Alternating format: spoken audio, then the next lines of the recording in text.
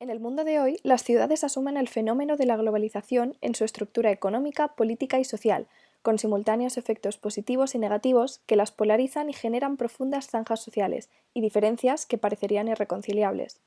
Es el caso de Madrid, una ciudad global en donde se hace cada vez más evidente una creciente desigualdad socioeconómica, que genera segregación social y espacial, afectando de manera directa a las familias empobrecidas, y en ellas a sus miembros más vulnerables, los niños y las niñas. Se hace necesaria y urgente una intervención tanto en las instancias del Gobierno como en las de la Administración pública y de la sociedad civil.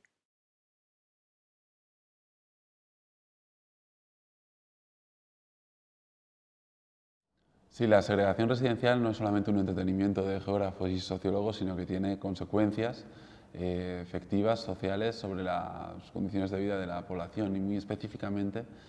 tiene consecuencias, por supuesto, por un lado, en términos del precio de la vivienda, claramente diferenciado entre lugares, lo cual precisamente produce la segregación, sino que fundamentalmente en el ámbito de la reproducción social, en el ámbito de los cuidados, del sostenimiento de la vida y que fundamentalmente se lleva a cabo en las sociedades mediterráneas como Madrid, en el ámbito de la familia,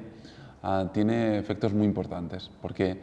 lo que observamos es que, por ejemplo, en términos de distancia del empleo al lugar de residencia, esta distancia se distribuye de forma desigual entre los diferentes grupos sociales, entre los diferentes hogares,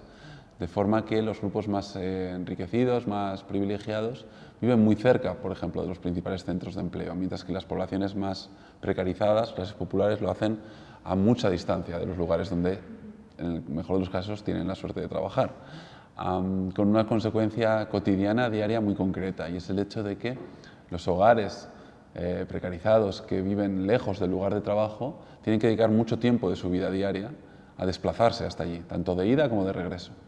Tiempo que no tienen que dedicar las clases más privilegiadas. Y esto tiene un efecto directo en términos de cuidados en el seno del hogar. Pensemos en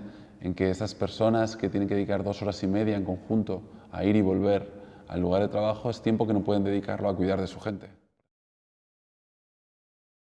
Existen interesantes soluciones propuestas desde la sociología. Por ejemplo, construir al norte vivienda social, al sur centros de trabajo, garantizar escuelas de calidad y gratuitas, establecer eficientes rutas de transporte y crear centros permanentes de atención y cuidado de niños y niñas durante la jornada laboral de sus padres y madres. Pero cabe preguntarse, ¿es posible una gobernanza urbana responsable con los niños y niñas y con el futuro? Para identificar qué hacer concretamente ante los efectos de la crisis, es necesario abordar las causas. Según Eurostat, base de datos de la Unión Europea, la desigualdad en la Comunidad de Madrid ha crecido por encima del promedio en España, e identifica a este como uno de los países europeos en donde dicha desigualdad ha crecido de manera más notable desde el estallido de la crisis, durante todo el periodo de recesión hasta el momento actual.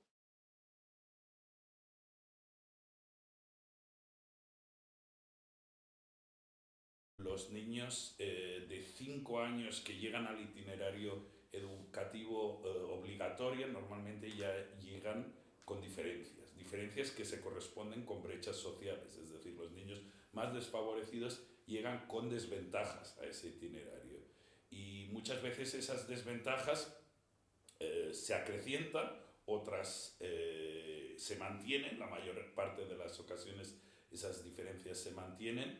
y hay prácticas educativas, hay intervenciones educativas que consiguen reducirlas. Hay diferentes frentes de actuación, como los servicios sociales y medidas generales de protección, cuya necesidad surge y se mantiene mientras existan esos grandes desequilibrios socioeconómicos y la progresiva pauperización de las capas más vulnerables y vulneradas de la población. Hay además herramientas legislativas y administrativas emanadas del Congreso para luchar contra la pobreza infantil. Pero hablar de revertir la pobreza infantil es hablar de revertir la pobreza en sus familias, y un punto neurálgico aquí es el de la crisis de vivienda y los desahucios institucionalizados, respaldados por la ley, ejecutados por la fuerza pública, avalados por las administraciones y silenciados por la sociedad civil. Como consecuencia de la crisis de 2008, encontramos en Madrid una ciudad que adolece además de una de las consecuencias más graves de las crecientes desigualdades socioeconómicas y su efecto en el mercado de la vivienda, los desahucios. Como consecuencia de esta vivencia, las familias y sus niños reclaman sus reivindicaciones, y entre ellas el derecho a la vivienda digna, para la reconstrucción de su propio tejido social, empoderamiento que se ha visto apoyado con la labor de algunas ONGs en materia de intervención en el escenario internacional.